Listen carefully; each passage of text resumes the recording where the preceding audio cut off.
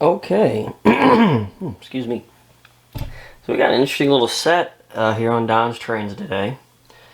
Um, Also, quick note, I have the layout pulled apart. You can kind of see as I pan back and forth here that there's not a lot of stuff up here right now as I'm redoing it. Putting all the pre-war away, and I'm actually going to be doing a MPC era layout.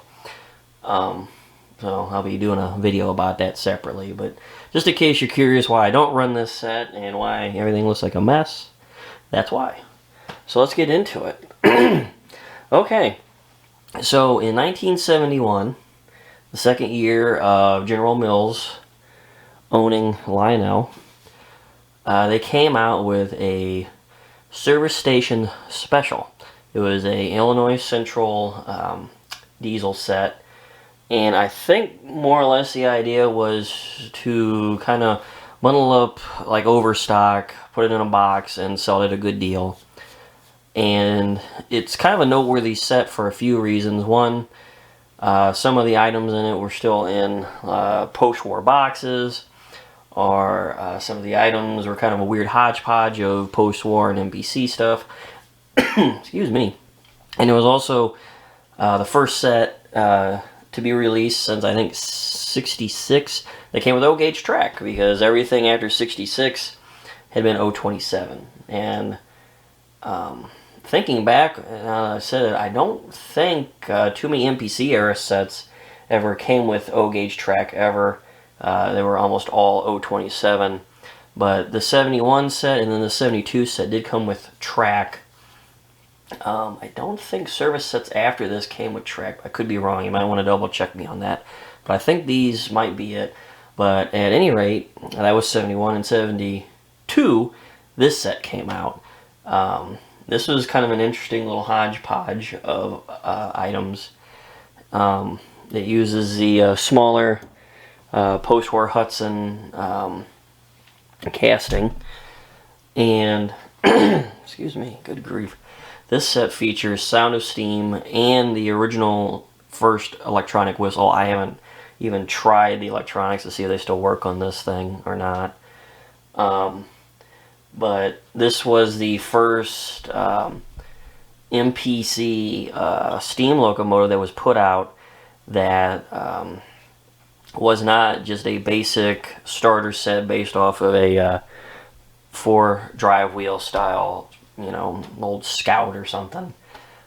So this was like a big deal when this locomotive came out, because in 70 they had cataloged a Hudson essentially similar to this, different tender. They used a square one, lettered up for the Great Northern. It was never produced. 71 they didn't catalog anything like this, and then in 72 this particular locomotive came out. And okay, and we're back. Sorry about the little jump cut there. Hit the tripod. So anyways, as I was saying, this set came out in 72 and was made up of all separate sale items put into one bundle with some O-gauge track. And the other interesting thing with these initial sets, and I'll pull the box up here where you can see a little better, is they all used this generic or universal box. As you can see, it does have a couple of the other sets they put out at the time. The only thing that really tells you what this is the service station sticker. So, as I was saying though, these all are separate sale items initially. So, the way they package these guys was in these boxes, and all the items are in there individually boxed, and the track was put into some of those also. Let me actually the camera up a little closer. But the only thing in here that you really get extra is a button controller for the whistle. And there's some of the paperwork, which interestingly enough, some of it still lists the factory actually over in New Jersey for who you should contact about anything. But it's a mix of the red and the blue boxes, stuff like that. So it's kind of an interesting hodgepodge. Go ahead and slip that guy back on there while we're over here, so you get a nice look at it. It's kind of an interesting little graphic they came up with. And then let me see if we're close enough where we can kind of focus in on the contents without they getting too blurred up. But yeah, that's how they explain to you what came in these sets, and then that's the set number 6-1250. The only thing mine is missing is smoke fluid. That wasn't still in there, but this set's clearly been run, so I'm sure it was used a long time ago, and even if it had been here, it probably wasn't really usable anymore. So let's bring the camera back over here. We're actually going to move the camera up and down to show you this guy for a little bit. Give you a little look though. There's the Hudson 8206. As with your MPC era, the 2 designates the year. For this one, 72. Could also have been 82, but we know that it's 72. One connector,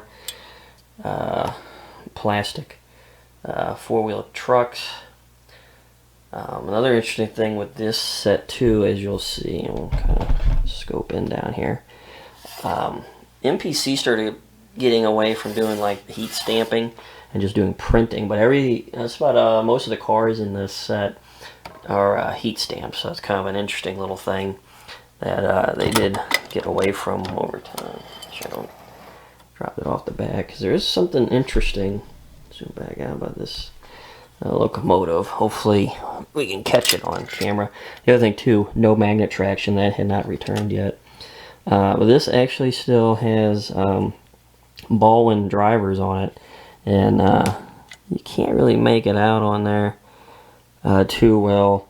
Obviously the molds had seen better days at this point.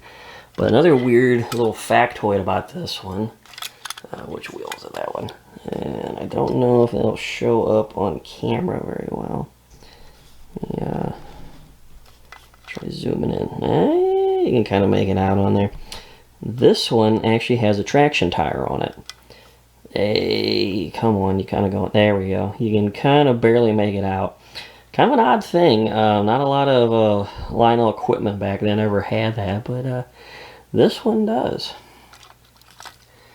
Other than that, it's nothing too overly spectacular about that, other than it was the original first time that a MPC era steam locomotive was made that was not a starter set. So I'm not saying the tender's nothing too special. You see all the wires going down. Non-operating knuckle coupler on the back, which was pretty par for the course for MPC era at the time. But your other items are a zoom back in a little bit here. You got a really nice State of Maine.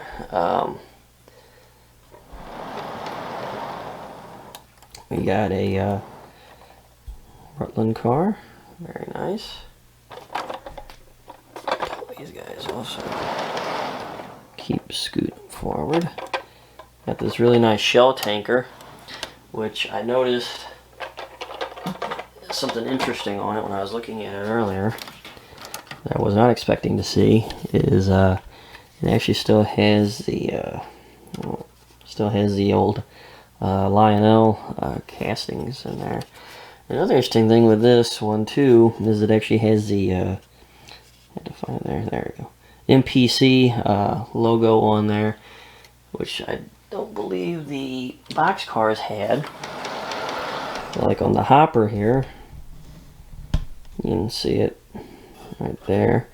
Got the MPC logo, and then the stock car also does. The stock car is actually really nice. They put a lot of work into it. The other thing that is interesting, something that you don't see a lot on MPC era, is this still has the brace, and this still has metal braces there for the wheels to hook up on, which was something that would MPC started to do away with. And I'm actually gonna scooch the camera up a little bit more again so you can see this stock car. Then, you know, everything here was a basically a rehash of a post-war era car from Lionel. So, and the last item, kind of a real weirdo in this set, is a Pennsylvania caboose. It features no coupler on the back. It is lighted. And another interesting thing, all these say on there built in 72, because typically at the time Lionel cars would tell you when they were first offered, 72 being this set. Except this one here actually says 53 on it. It says N5C on it, and it actually has a circular Lionel logo. It's almost as if when they went to start producing this one again, they didn't change the stamp pads on these. They just started churning them out again without realizing that they hadn't done anything to switch that up. So kind of a neat little set. It's really rare. A lot of people don't know about it. Of course, as I was saying, all of it is mostly just normal stock that you would be able to get otherwise. So if you do want to put this set together, it's really not too hard to do it. The trick though is finding that service station box, which I would imagine is not very easy to do. As a matter of fact, I never expected to ever even own one. So when it came up for sale, I was extremely shocked. So hopefully when I get the layout together, I will be able to run this guy. We'll do a video where we get to see this guy in operation.